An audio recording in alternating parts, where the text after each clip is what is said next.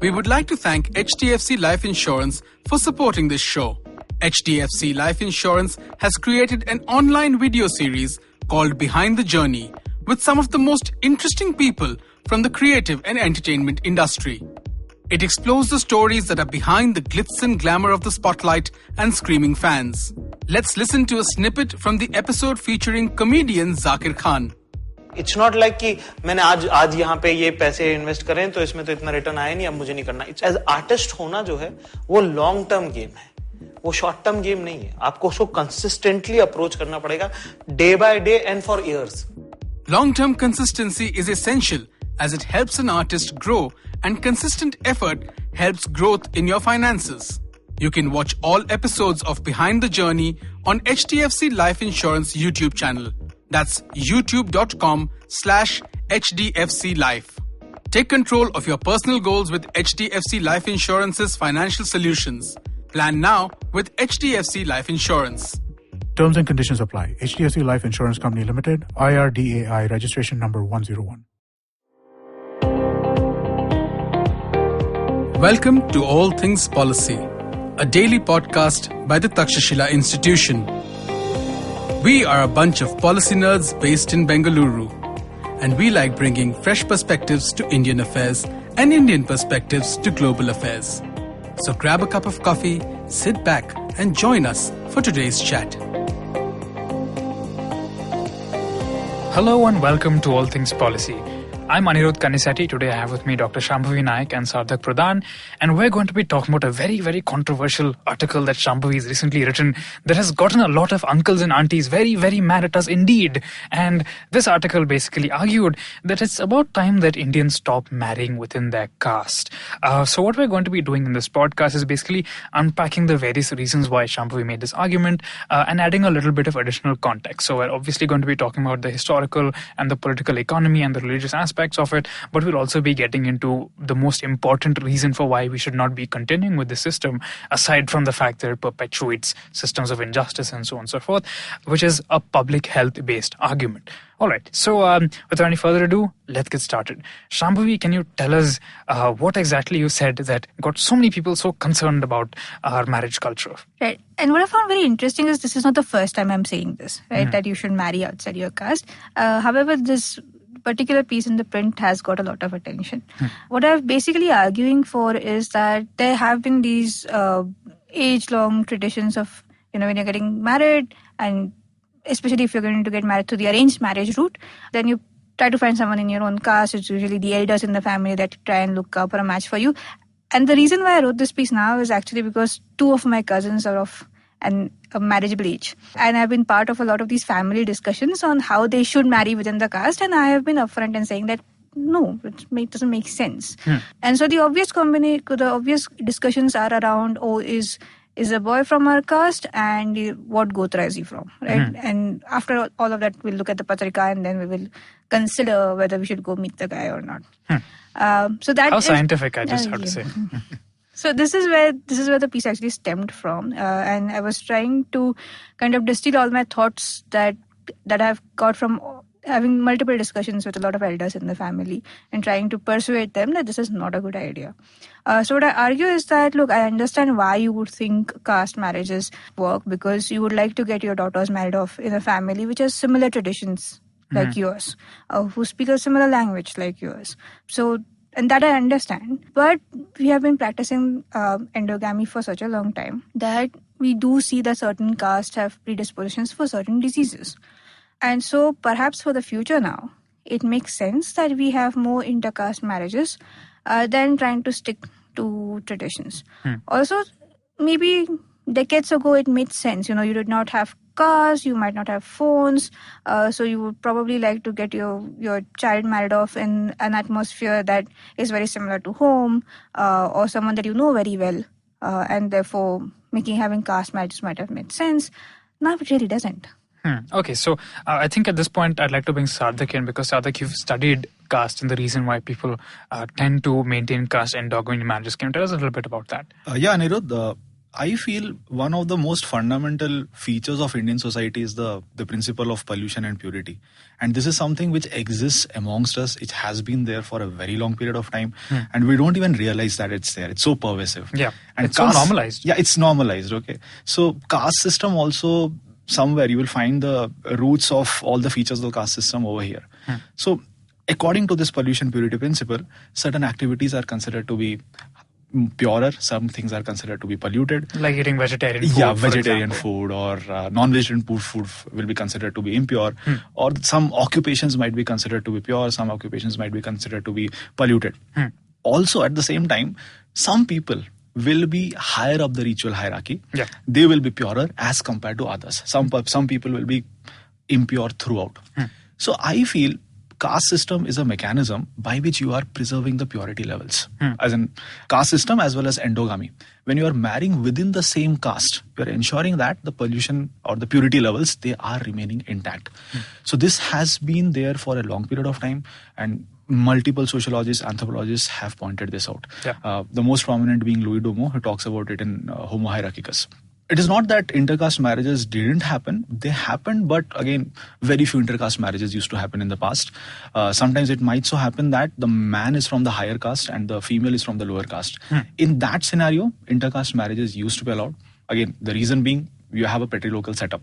So after marriage, most likely the female is going to the husband's place and she is going to get the new caste of the husband. That is going to happen. And again, generally what used to happen was whenever these hypergamous bonds will be there, most likely exchange of dowry will be very high. Because the female is trading, she's getting a new higher caste. In return, she has to pay something for it. But the hypogamous bonds, in which the female is from the higher caste and the man is from the lower caste, generally it will be rare. And now also you'll find that most of the honor killings are for these kind of scenarios. And it's of course the lower caste man who is usually at the receiving end of the violence from the upper caste. So I want to kind of buttress this with a little bit of historical context.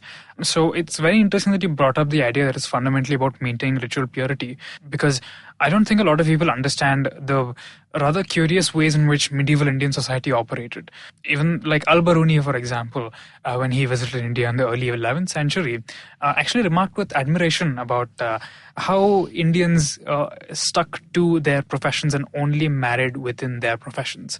We have to keep in mind that this is part of, at least theoretically, a highly rigid, highly ordered society where every single social group occupies a very particular part of the social hierarchy. And while in practice there might have been considerable variations, if you look at a lot of Sanskrit literature, for example, the picture they paint of cities is of very, very dynamic places where caste and class and gender are basically interlocked in very, very complex ways and are constantly shifting. So we don't really know the extent to which this might have been pervasive, but what we can say without a doubt is that as time progressed, as the idea that this is how society should be ordered, as Indian states became more and more powerful, we do see more and more instances, more and more, in fact, instances of violence being perpetrated against the lower caste when they kind of subvert this order. And the reason why it worked for so long, of course, was the fact that so many other social groups are willing to adhere to a lower position in the system as long as they're higher than a few others. You pointed out how there's always some people who are considered to be impure, no matter what they do. And if you think about it, the purity of the entire society is built on stripping one particular group of theirs, and thus stripping them of their right to participate in rituals which reinforce their position within the social hierarchy. If you look at temples, for example, there's usually, at least up till very recently, there were only a few designated days on which Dalits would be allowed into the temple, and they'd be forced to worship the god in very particular ways that once again reinforce their low position within ritual hierarchy. So they would have to, for example, present leather sandals to the god, which is very often seen as, oh, look how open-minded these people are by providing a position to them. But come on, it's nonsense. And it's really complicated, right? So I come from a caste called the Gavaras. So we are supposedly descended from merchants from Gauda, Bengal, who moved into Karnataka and Andhra Pradesh in the 11th and 12th centuries. This was when economic networks were really spreading across the hinterland of India. So there were clearly a lot of business opportunities. But as merchants merchants, not necessarily very high in the caste system. And then I came across this fascinating inscription from, I think, 13th century Mysore, where a bunch of guys called something Seti, and some other Seti, who sell the finest ornaments and pearls and horses and musks from across the seas, have restored a temple of Shiva and basically reconsecrated as Shiva Gavareshwara, the god of the Gavaras. So you can see that now, because their economic status has improved, they are now entering a higher position within the caste system.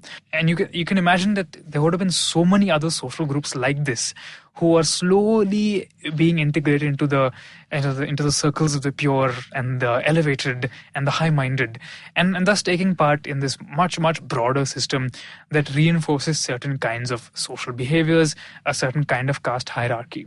But of course, it was deeply unequal, as you can imagine.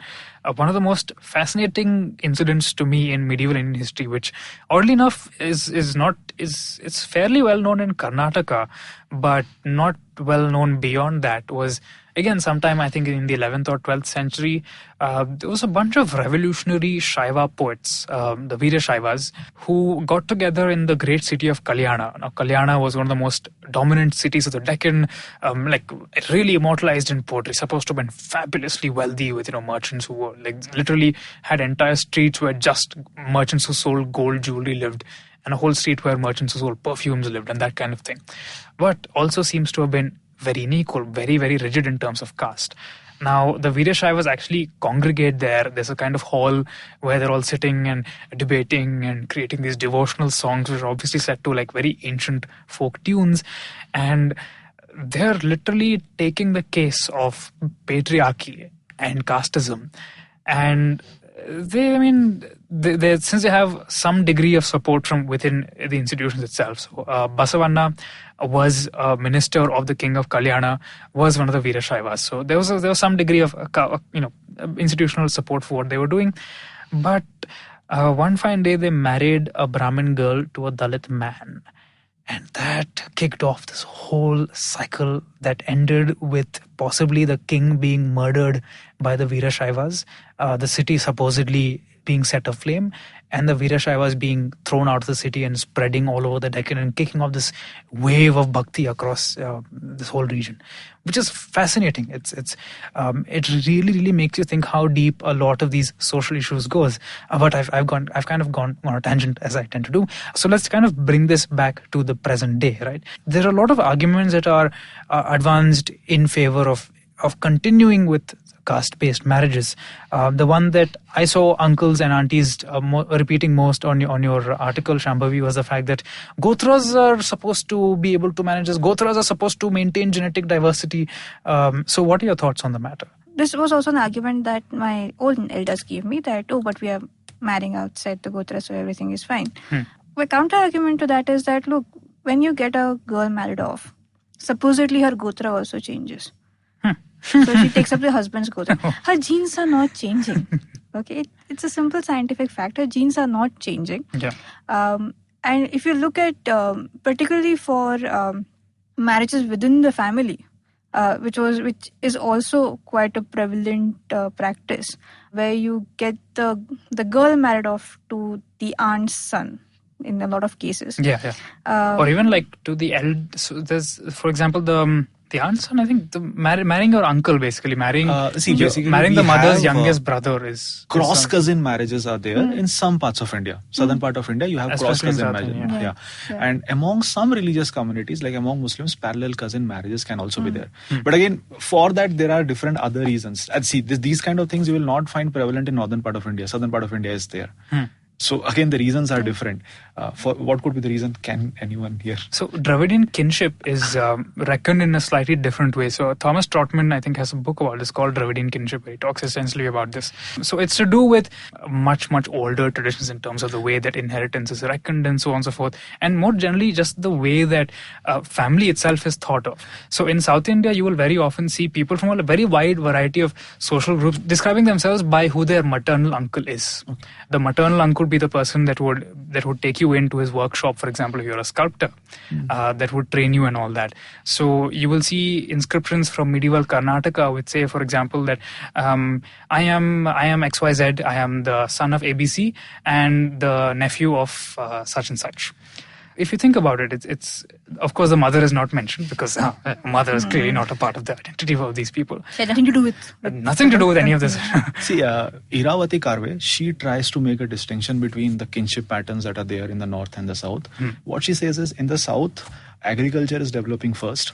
So again, the focus is on land, preserving land. And secondly, the northern part of India, that was the place where invaders used to come. So you are trying to maintain an extensive kinship patterns. So you have... That is the argument I have heard, that maintaining agricultural lands and extensive kinship patterns. Yeah, because in northern part of India, you have Gotra exogamy.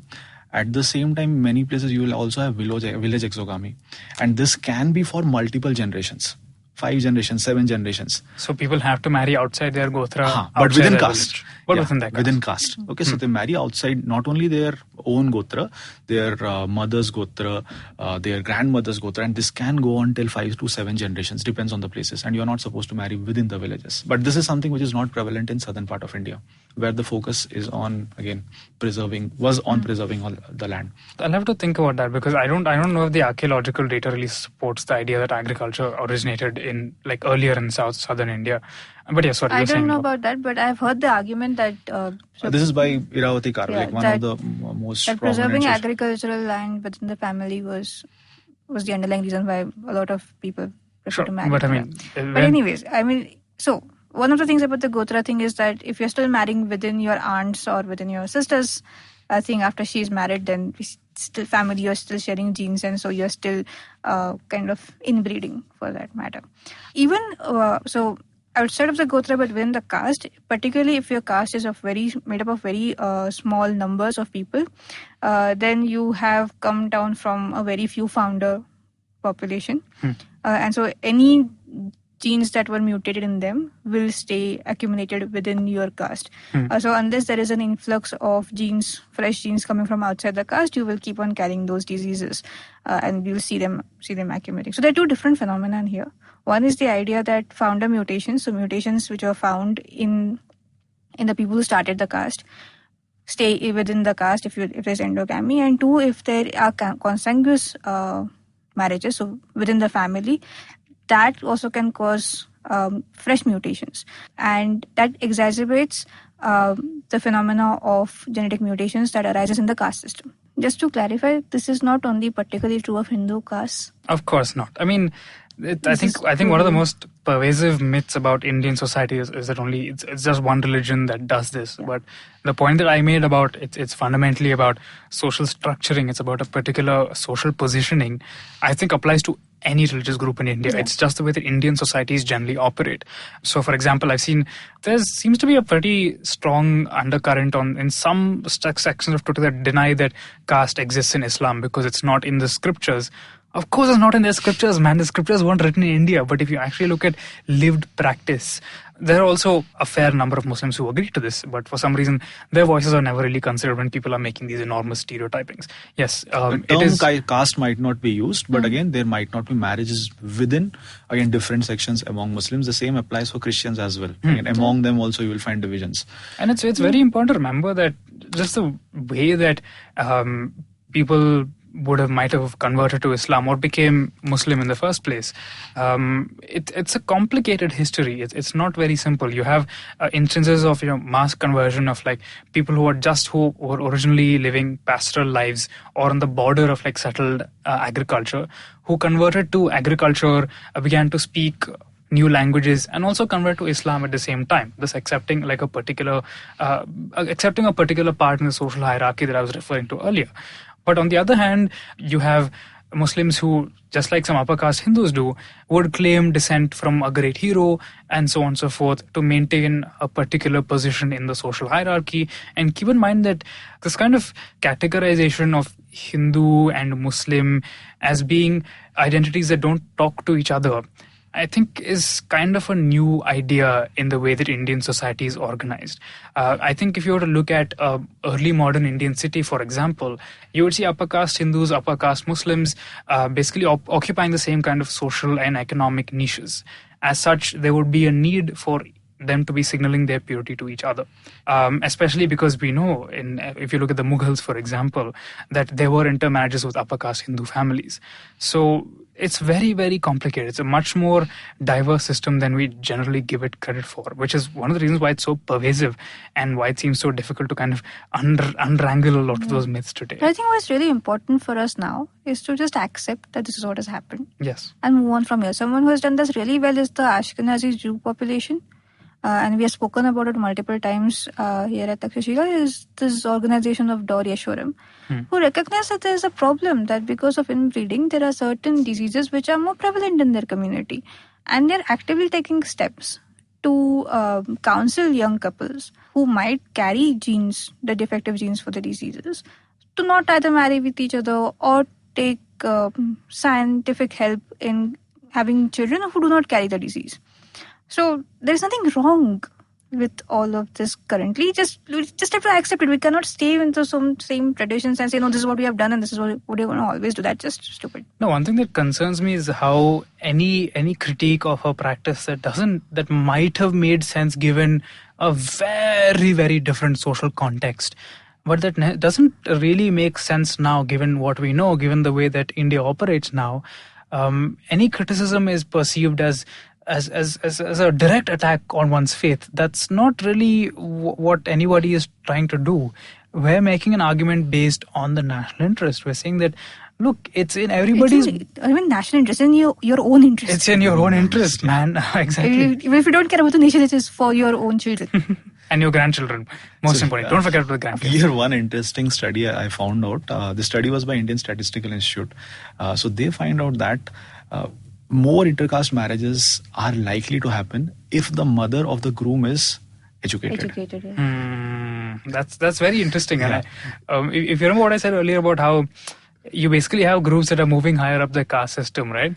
It's generally those groups that tend to be more performative of their ritual purity. Yeah. I think we still see that today, where I think it's usually the upper caste families that tend to force their daughters to become housewives after getting them educated. That's just one aspect of the entire thing, right? So it's quite interesting you bring that up, because you would expect the educated mothers would not really buy into this, but I think that has to be seen at the intersection of upward mobility, both in economic and in social terms. But one thing here, if the bride's mother is educated, that might not have major impacts.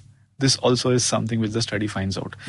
Groom's mother, if she is more educated, chances are she will be the one who will be focusing on the interest of her son. But the same thing might not be applicable. That is what the study finds out. So again, interesting aspect. Women's education is important, but again, what is important is whether she is having a son or she is having a daughter. That can be an implication here. It says a lot about and again, Doc, you pointed this out, right? The fact that DNA is considered to be something only men have, and then women's DNA changes after they get married. The reason here being, as in women, female might be educated, but her say in her daughter's marriage might not be that important, because the dishonor that comes majorly comes to the female whenever there is an intercaste marriage. So son's marital status and the mother's impact on the son's marital status is more important, because the dishonor part will be less for the son. And it's so strange that people still pretend that it's about genetic diversity when honor is so explicitly brought into the whole discussion. Yeah. I was so surprised by the Lokniti data, because it showed about how urban populations were still practicing more within caste marriages than rural populations are, which is, There have been some very interesting studies on just the way that caste operates in Bangalore, for example, where you will see actual colonies which are starkly divided on caste, where it's people from very particular upper caste. I will not mention the name, but I'm sure you can all guess. I cite the study in my article, so you can go and check just look at the matrimonial websites or the English newspapers. Who reads English newspapers? Most likely people from urban areas. Yeah, and they're all segregated on the basis of caste. Exactly. Websites, who accesses websites? Those who are on this side of the digital divide. It's also very interesting to me how de facto new castes seem to be emerging. New ways of of reckoning social hierarchy. So I'll give you an example. There's an armymatrimony.com. I've been told there's an IIM matrimony.com. There's one elitematrimony.com as well. So I'm sure there's obviously a considerable overlap with existing caste systems, but it's also interesting to see how their identities are constantly being reshaped. The reason why caste has survived in India so long is because, as painful as it is for me to admit, it bloody works. In a society that's this diverse and this heterogeneous, it seems to be one way for social groups to stake claims to political and economic power. And none of that should be seen in isolation. It's what we're tackling is a very, very complicated problem. But that said, let us try to simplify it once again. So, Doc, final words. So, if you're getting hitched, right, A, follow your heart, not your parents. B, if you're going to get married within your family, which you definitely should not. But if it's within your family or within your caste, what I would suggest is that there are certain companies which do offer genetic testing for a certain number of diseases. Now, the science for how many diseases you can look at and how many diseases will definitely cause diseases, how many genetic mutations will definitely cause diseases, is a little shady. For example, for thalassemia, we know what the mutations are. Anyone and everyone should get themselves checked for thalassemia mutations. Right? I have done mine. So the idea is that if you have a thalassemia defect, you might not even know about it. But if you marry somebody who also has a thalassemia defect, 1 in 4 of your children are likely to have a fully blown case of thalassemia. Right? And there are a few diseases like that which you could actually get tested for. So do that. Find out genetic compatibility from a disease point of view.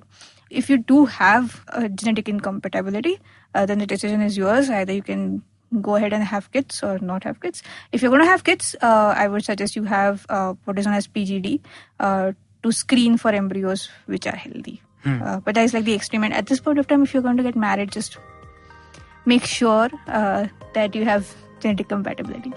Okay, on that note, thank you so much, Doc. Thank you, Sarthak, for joining me, and thank you for listening to All Things Policy. Thank you. If you liked our show, don't forget to check out other interesting podcasts on the IVM network. You can tune into them on the IVM Podcast app, ivmpodcast.com, or wherever you listen to your podcasts. You can also follow IVM on social media. The handle is @IVM Podcasts on Twitter, Facebook, and Instagram. And hey, if you'd like to dive into Takshashila's research on technology, strategy, and economic affairs, check us out at our Twitter handle @TakshashilaINST or our website takshashila.org.in.